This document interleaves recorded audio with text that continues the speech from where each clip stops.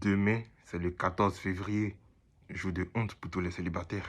C'est vraiment difficile, surtout pour nous les otaku. Aujourd'hui, tout a évolué. La culture otaku est vraiment répandue à travers le monde entier. Avant, c'était vachement difficile. C'était très difficile d'être un otaku. On était torturé, on était pourchassé, on était traité en esclavage. C'était art.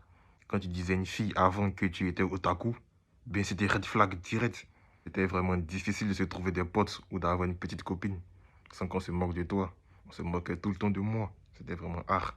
Ma première petite copine, c'était mon ordinateur. Et c'est toujours mon ordinateur. J'avais le Windows 7. Et après, j'ai découvert Game One. C'est grâce à Game One que je suis devenu un otaku. RIP Game One. C'est là-bas que tout a commencé.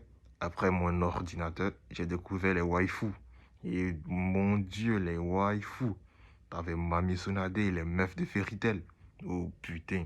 Fairy Tail en thème d'histoire, c'est archi nul.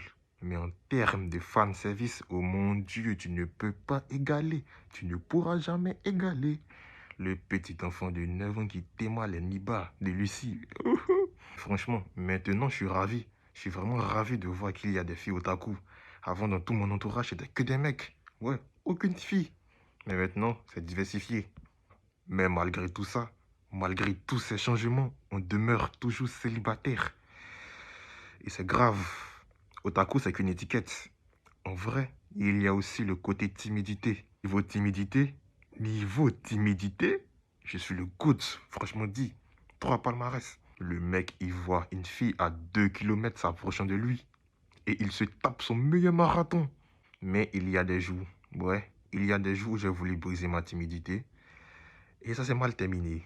J'ai fini comme sujet de causerie sur tous les canaux Snapchat.